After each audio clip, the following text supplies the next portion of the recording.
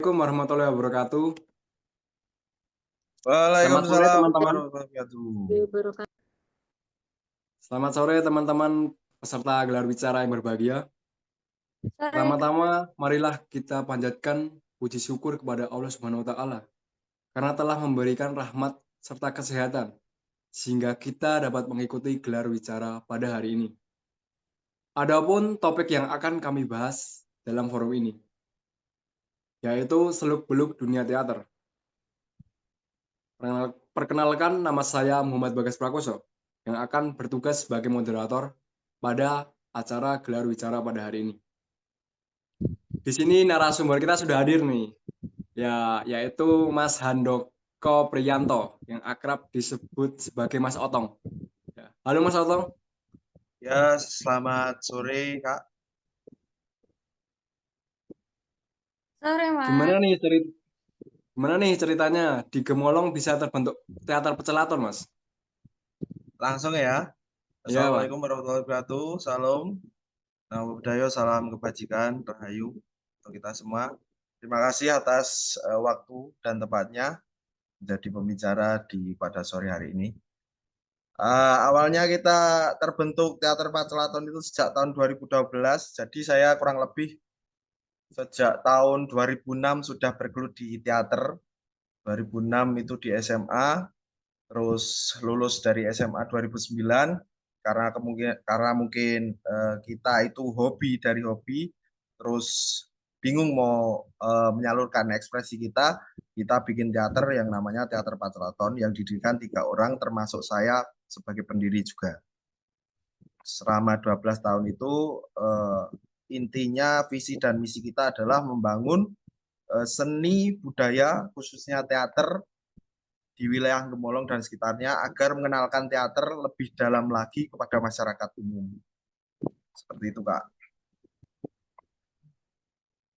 Jadi genre teater di Pecelaton itu tradisional atau sudah lebih ke modern, Mas? Sebenarnya modern karena mungkin kalau secara segi teater yang modern mungkin untuk orang-orang yang berada di kampung itu sulit untuk menangkap apa itu teater. Jadi kita mengcombine sekarang kita agak semi-semi seperti ketoprak dan lain sebagainya. Jadi kita menggunakan bahasa daerah, kadang kayak gitu. Terkecuali kita melakukan festival, ikut festival dan lain sebagainya, kita harus memposisikan diri seperti itu.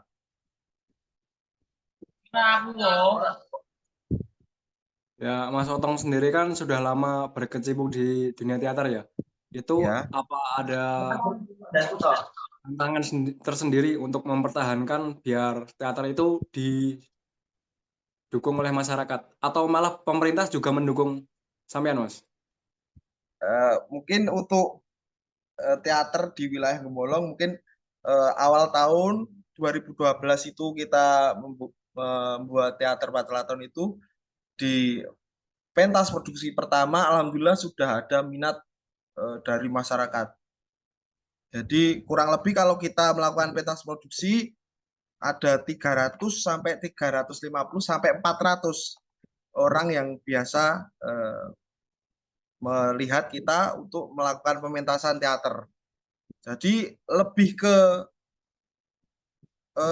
orang-orangnya yang ikut teater itu semakin kesini semakin sedikit, Kak, karena mungkin untuk minat untuk berteater itu kurang kalau di daerah Gemolong dan sekitarnya. Jadi kita menggait teman-teman yang dulunya satu alumni dari SMA kita yang ikut teater, yaitu teater Brastomolo, kita ayo kita main teater gitu. Jadi kita comot satu-satu siapa yang ingin ikut, ayo kita gabung di Teater Pacelaton. Jadi Teater Pacelaton adalah wadah bagi teman-teman untuk menyalurkan ekspresinya atau hobinya untuk berteater gitu, Kak.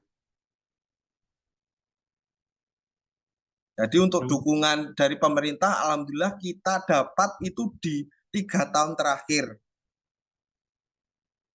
3 tahun terakhir ini kita mendapatkan dukungan pemerintah. Baru tadi siang kita juga bekerja sama dengan Dinas Kesehatan wilayah Sragen.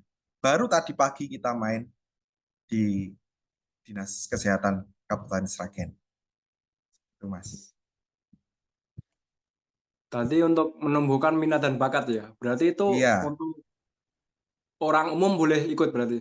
boleh Mas, boleh sekali. Kita membuka walaupun dia tidak punya bakat apapun, kalau dia niatnya ingin ikut berteater, monggo, bisa. Pokoknya intinya kita visi misi mewadahi eh, teman-teman yang berada di wilayah Gemolong untuk lebih produktif lagi, untuk lebih eh, ayo bagaimana berproses dalam berteater, atau mungkin kalau tidak tahu teater, ludruk atau mungkin ketoprak dan lain sebagainya. Seperti itu, Mas.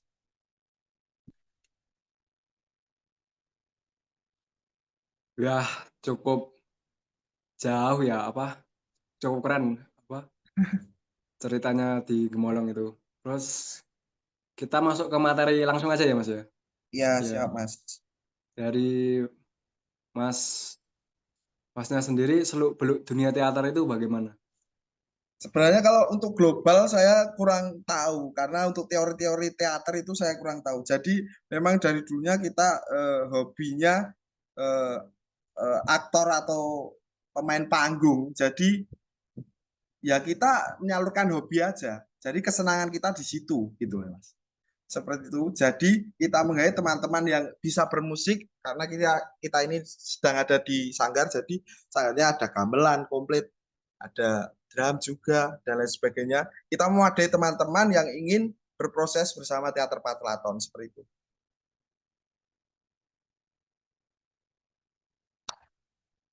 Mungkin ada pertanyaan lagi atau bagaimana?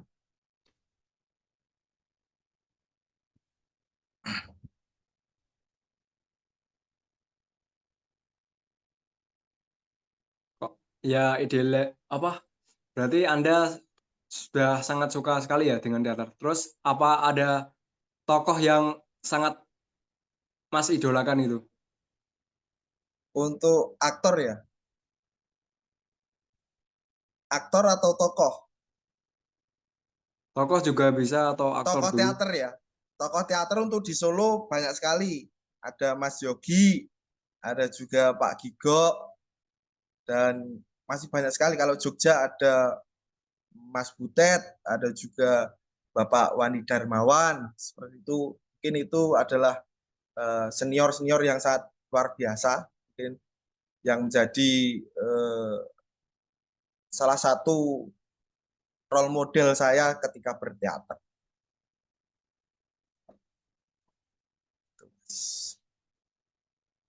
Paling kalau teater secara umumnya ya teater gandrik yang dipunyai Mas Budet itu.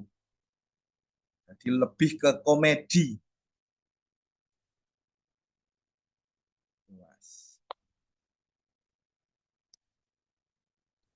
Menurut Mas sendiri, apakah ada peran yang sangat sulit untuk diperankan pas di teater itu? Peran karakter maksudnya. Ada Mas, yang terakhir itu saya ikut festival nasional Vesmotu di Jepara yang diadakan Unisnu itu, dan alhamdulillah mendapat juara satu nasional.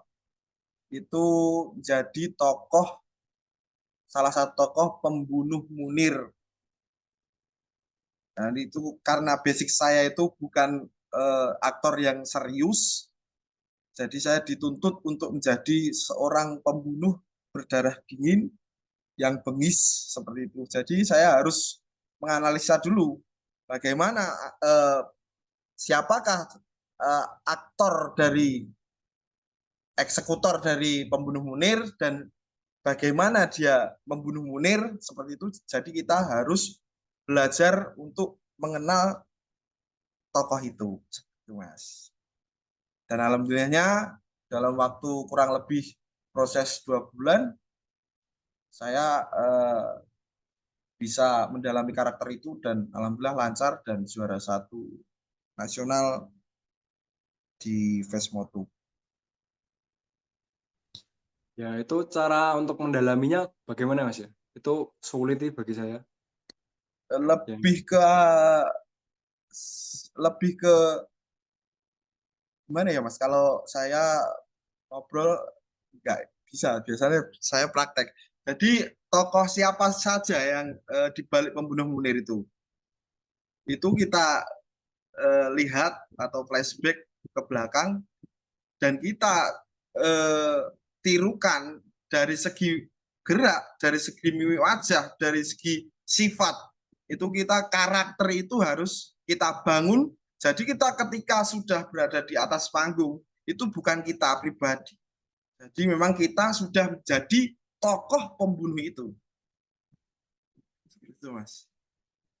Jadi memang sukar. Karena memang kalau secara teoritis, kalau berteater itu kan dibagi ada menjadi 3. Dari pemula, medium, sama expert. Nah, mungkin kalau yang sudah mengetahui itu mungkin yang paling sulit itu ya expert itu Mas. Jadi kita harus mencari tahu sejarahnya seperti apa, gerak-geriknya seperti apa, mimik wajah, gerak tubuh dan lain sebagainya, penjiwaan seperti apa.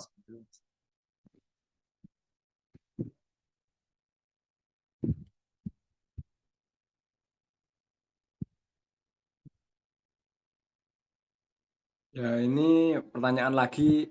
Ya, bisa diceritakan untuk pengalaman Mas dalam dunia teater dari awal sampai sekarang, Mas?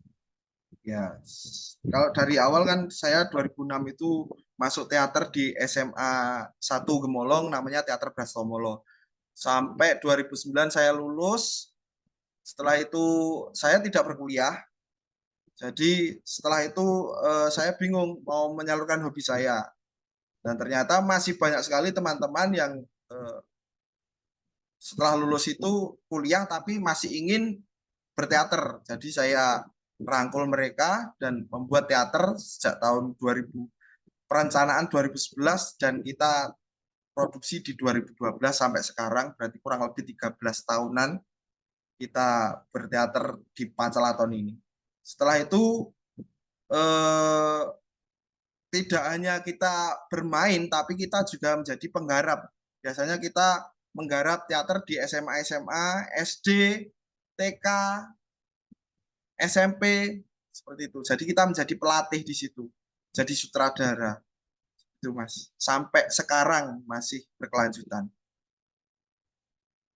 Dan untuk prestasi, alhamdulillah, kalau secara nasional FLS 2N pernah menjadi untuk penggarapan SMA itu pernah juara 4 nasional. Untuk artefak UNS itu pernah 3 kali juara 1, 2 kali juara 2, 1 kali. Terakhir kemarin itu tahun 2023 itu juara 1 penggarapan. Jadi kita yang menggarap dari tim-tim dari Teater Pancalaton. Seperti itu Mas.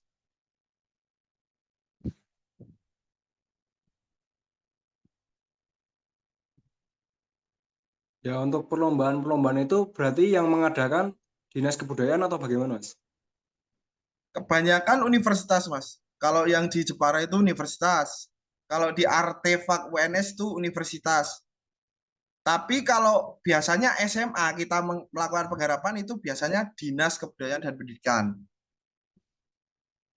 Itu kalau penggarapan dari Pancalaton. Jadi yang dididik itu dari SMA, SMK, seperti itu yang kita lakukan penggarapan kepada mereka.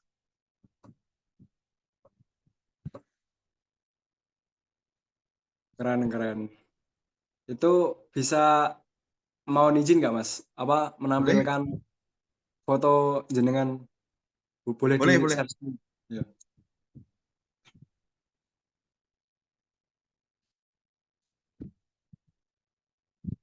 Ini pas apa, Ya, Mas? itu pas itu ada tanggapan bermain di desa di Sumberlawang.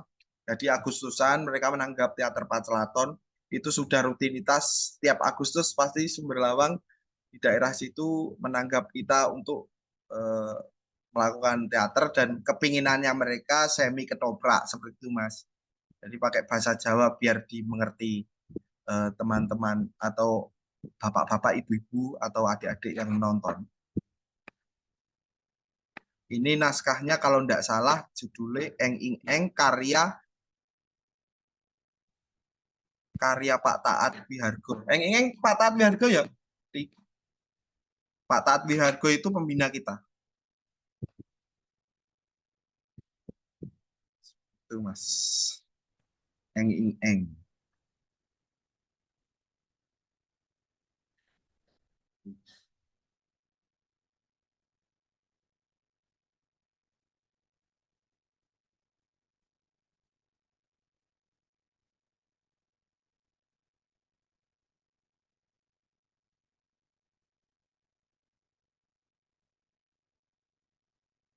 Ini masih sama apa beda, Mas?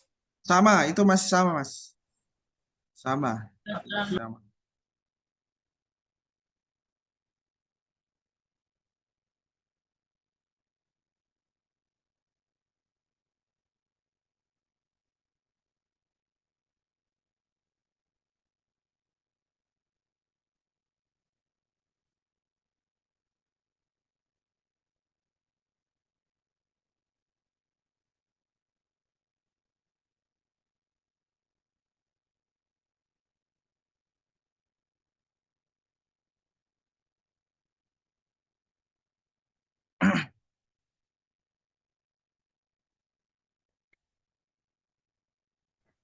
Mas, dari aku mau tanya nih, boleh diceritain dong sejarah dari pacelator itu sendiri dan eh, bagaimana arah eh,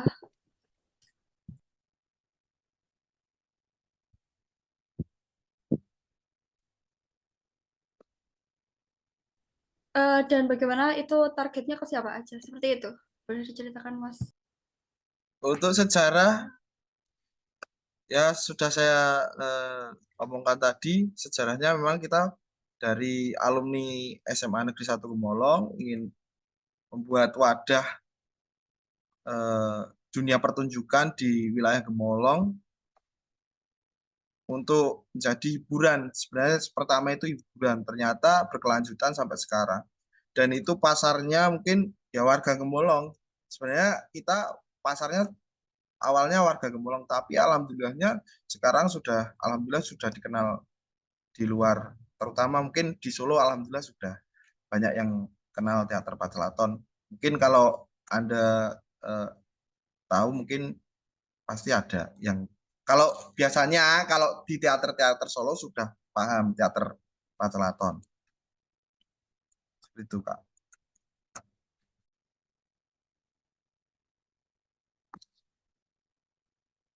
Untuk genre teater tradisional sudah pernah menampilkan apa saja, Mas?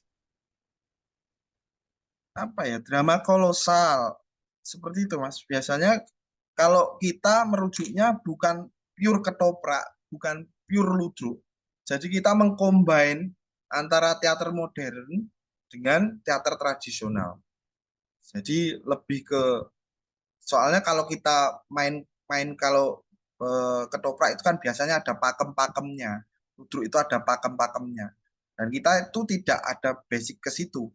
Jadi kita cuman mengcombine dari komedinya mungkin diambil dari ketoprak, mungkin dari ceritanya mungkin dari teater modern. Seperti itu.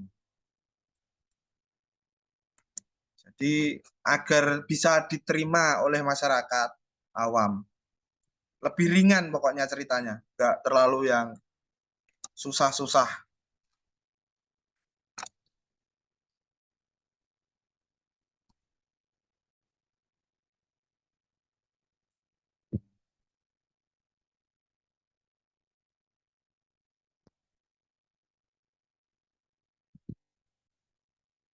Ya, ini Baik Mas, kalau dari saya ingin bertanya kalau misalnya sudah pentas di atas panggung, jika ada kendala itu bagaimana cara mengatasi dari Mas Otongnya sendiri? Kalau saya pribadi biasanya kejadian panggung itu pasti ada. Kalau untuk aktor itu bagaimana caranya merespon kejadian itu. Seumpamanya ada kita duduk di atas bangku dan bangku itu patah tiba-tiba, prak.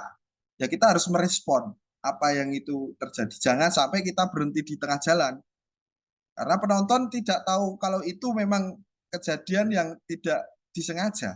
Seperti itu, Kak.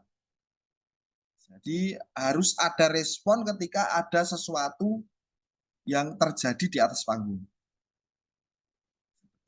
Berarti seperti improvisasi dari Ya, aktor-aktornya aja. improvisasi. Ya. Oh, iya.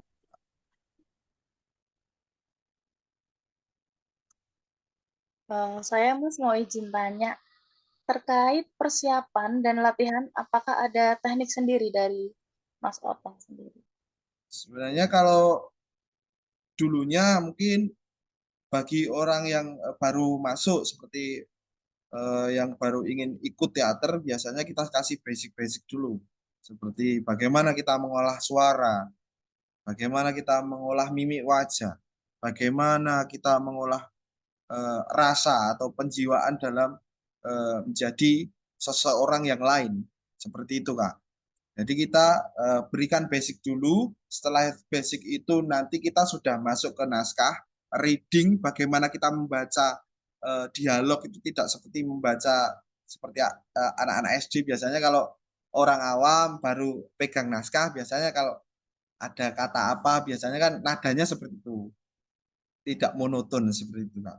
Jadi kita kasih basic-basicnya dulu, setelah itu masuk ke tahapan selanjutnya. Kalau sudah tahapan selanjutnya sudah bisa, kita masuk lagi ke penjiwaan.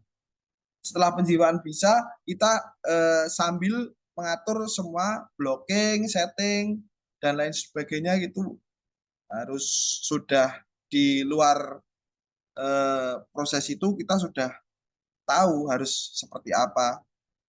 Kalau kita pakai cerita-cerita rakyat, yo settingnya seperti apa dan coba keaktorannya seperti apa, seperti itu, Pak. Mas izin tanya lagi dong, untuk pendalaman ke sebuah karakter atau ke tokohnya itu bagaimana? Ada tipsnya? Boleh dijelaskan? Lebih ke research, Kak. Jadi kita cari tahu. Seumpamanya kita jadi Bagong atau Petruk Semar, kita cari tahu. Kalau tidak ada ketoprak orang, seumpamanya di Solo ada ketoprak orang, tahu itu? Itu biasanya kita tonton dulu, oh cara jalan seperti ini, cara berdialog seperti ini. Seperti itu. Jadi kita mengamati terlebih dahulu. Kalau kita belum mengetahui aktor itu atau pemain itu, tokoh itu, jadi kita harus mengamati dan kita harus belajar, setelah itu kita praktekkan. Seperti itu. Jadi kita ulang-ulang terus sampai kita ketemu yang sudah pas seperti itu. Oke Kak, jadi apakah di dalam pendalaman itu diperlukan sebuah meditasi atau cara tertentu? Itu tergantung orangnya sebenarnya. Kalau saya biasanya memang ada meditasi, tetap ada. Jadi kayak kemarin pas waktu saya di bulan Maret itu yang mengangkat aku pembunuh Munir, itu memang ada meditasi di mana memang kalau saya pribadi saya minta izin kepada mungkin atau mendoakan, memberikan doa kepada almarhum Munir untuk mengangkat ceritanya dalam sebuah penokohan atau dalam sebuah penampilan atau dalam sebuah pertunjukan. Jadi saya meminta izin atau memberikan doa terlebih dahulu kepada almarhum Munir. Mungkin cara itu berbeda-beda, Kak, karena kita menyikapi ada juga naskah yang mungkin kita pahami itu sangat sakral, dan ada juga mungkin naskah yang memang komedi seperti itu. Jadi kita harus tahu dulu apa naskah yang kita angkat dulu.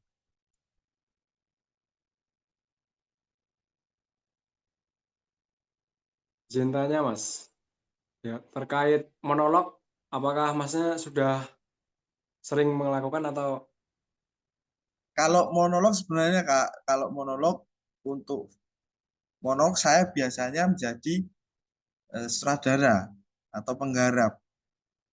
Jadi untuk kemarin itu saya cuma coba-coba apakah saya bisa monolog. Sebelumnya kan paling cuman berpuisi atau dan lain sebagainya, deklamasi seperti itu. Saya ingin mencoba diri saya bisa tidak kalau saya itu bermonolog. Ternyata proses yang kurang lebih 1,5 bulan itu membuahkan hasil. Dan memang sangat sulit kalau bermonolog, Kak, karena kita memerankan tidak hanya satu karakter, tapi mungkin ada beberapa karakter.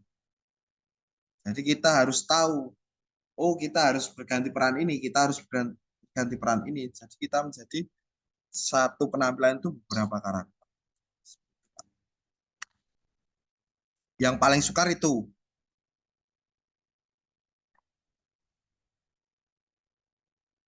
Maaf Mas, saya izin bertanya. Menurut Mas itu seberapa penting peran musik dan tari dalam teater tradisional? Ya itu penting banget, Kak, karena itu kombinasi ya kalau tradisional ya, Kak, ya. Kalau menurut saya itu sangat penting karena itu musik itu adalah sebagai pengiring dari sebuah pertunjukan. Jadi kalau tidak ada pengiring mungkin ya hambar rasanya sebuah pertunjukan itu. Kalau tidak ada tari di situ mungkin juga hambar. Karena itu sebagai pernak-pernik dalam sebuah pertunjukan yang membuat pertunjukan itu lebih berwarna. Seperti itu.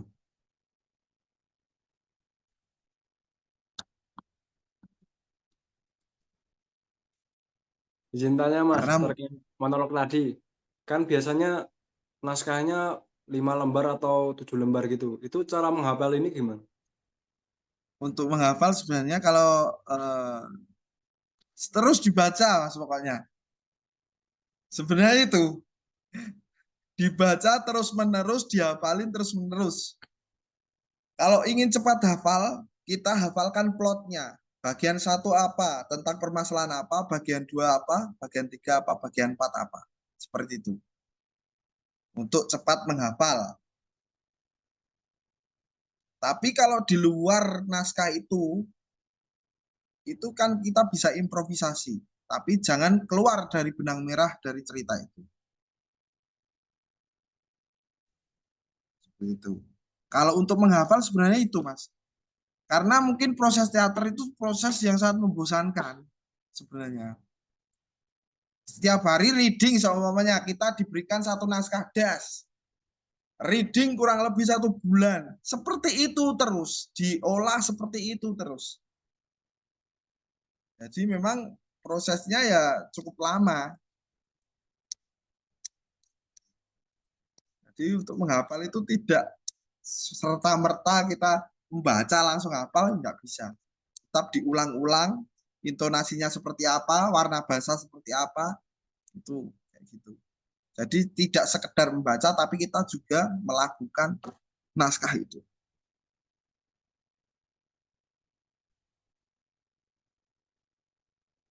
Silahkan yang lain kalau ada pertanyaan buat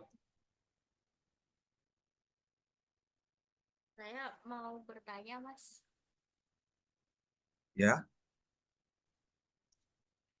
Untuk ciri khas teater tradisional seperti ludruk, wayang, orang, atau randai itu seperti apa ya, Mas?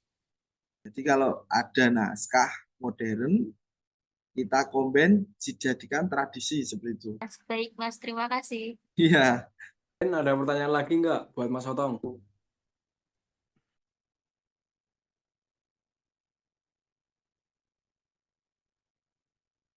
mungkin kalau teman-teman atau kakak-kakak semuanya ini pengen lihat proses, mungkin bisa datang ke Gemolong. Karena kita di tanggal 15 ini nanti kita diundang untuk ke Kudus jadi bintang tamu Festival Teater SMP SMA se-Kudus oleh Jarum Foundation.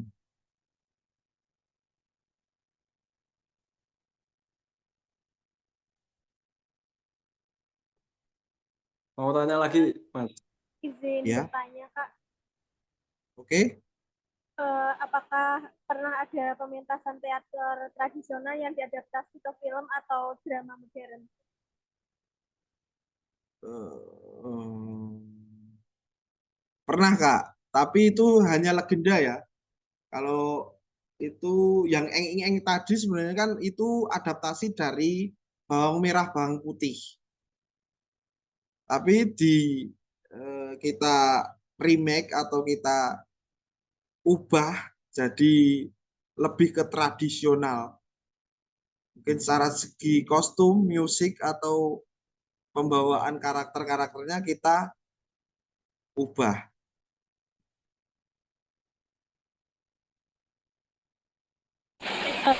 Ya, terima kasih. Iya,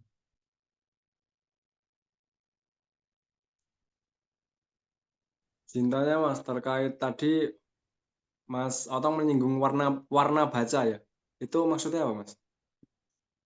jadi ketika mungkin ya saya akan memberikan contoh. Eh, mungkin kalau anak-anak mungkin kan lebih ke ceria. Jadi kalau untuk orang tua kan mesti agak berat. Mungkin ada umur 80 tahun. Saya bicara sebagai orang yang berumur 80 tahun mungkin agak serak. Saya tidak seperti itu kawan. Karena saya adalah pembunuh Munir. Jadi warna, seperti itu warna. Nah, anak-anak kan lebih, saya tidak seperti itu. Seperti itu ya Kak ya. Jadi contohnya seperti itu, warna itu seperti itu. Jadi kalau kita tahu sebuah naskah dan kita diberikan tokoh apa, kita harus tahu dulu backgroundnya dia seperti apa. Anak kecil, atau remaja, atau umur paruh baya, dan lain sebagainya. Itu warna bahasanya tetap beda. Gitu, Kak. Tapi nanti kayak contohnya orang itu disuruh memerankan orang tua, tapi Ya, suara dasar itu nggak bisa gitu loh. Suaranya malah kayak perempuan itu gimana? maksudnya Maksudnya orangnya nggak bisa suara kayak orang tua loh. Niru suara orang tua nggak bisa, malah suara lah biasa. itu pentingnya olah vokal Kak. Biasanya kan olah vokal biasa disuruh a i u e o. Nah, itu kan kalau lantang, kalau biasanya berat a i u e o, ada hentakan. Kita bermain diafragma jadi seperti itu. Latihan di diafragma itu penting. Jadi memang untuk mengatur nada atau warna vokal itu sebenarnya latihan olah vokal. Jadi setiap orang yang masuk eh, ke organisasi kita, orang baru, kita pasti kasih basic dulu. Kalau kita belum tahu apa-apa, ya kasih dulu basicnya. Olah vokal seperti apa, mimik wajah seperti apa. Lambat laun dia pasti bisa, Kak. Jadi itu semua proses sebenarnya. Jadi untuk orang awam pun bisa sebenarnya kalau diolah terus-menerus. Karena saya sudah mengalami bahwasanya anak-anak SMA biasanya belum tahu, oh gimana gimana caranya seperti itu. Kita kasih basic dulu olah vokal. Dan 1 bulan dia berproses, dia bisa. Seperti itu. Baik teman-teman, ada pertanyaan lagi nggak buat Mas Otong? Boleh, aku mau tanya, Silakan. berhubungan dengan olah vokal tadi, Mas, dalam memerankan suatu tokoh itu apa hanya perlu olah vokal? Maksudnya dulu saya pernah pengalaman teater di SMA, namanya teater Timbul, kalau Mas Otong tahu. Ya tahu Jadi tahu. dulu saya ada pelatihan namanya olah rasa. Olah rasa. Ya. Jadi Ya. adakah hubungannya? Apakah pentingnya olah rasa itu sama dengan olah vokal saat memperankan suatu tokoh?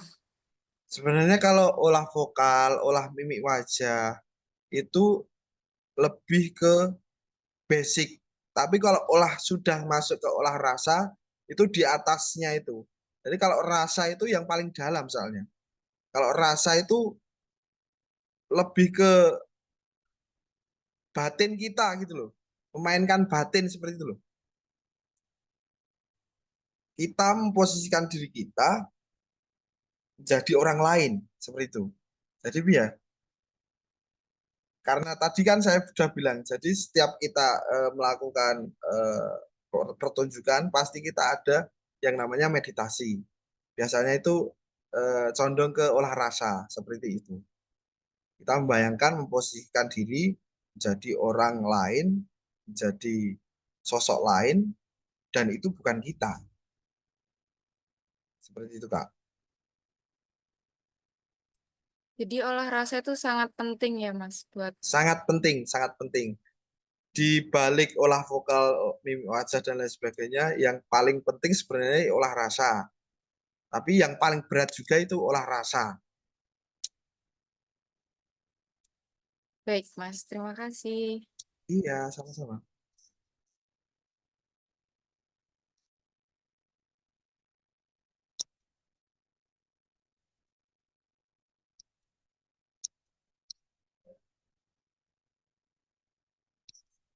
Baik, ya maaf Mas, ini tak terasa sudah berada di akhir dari gelar wicara. Jadi kita mau melakukan foto bersama, boleh Mas? Boleh. Untuk semua dimohon on cam ya. Ayo on cam. Bro, sah. Oke ya, tak pandu buat foto sesi dokumentasinya. Silakan on Ayo cam on ya, cam, on teman-teman. cam. Guys,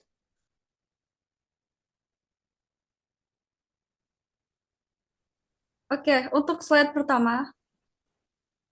1, 2, 3. Oke. Slide kedua. 1, 2, 3. Oke. Oke, terima kasih. Siap. terasa kita sudah berada di akhir dari gelar wicara. Kita akhiri dengan mengucapkan Alhamdulillah. Saya sebagai moderator, mohon maaf jika ada kekurangan dan salah kata. Terima kasih untuk perhatiannya. Wassalamualaikum warahmatullahi wabarakatuh. Waalaikumsalam warahmatullahi wabarakatuh.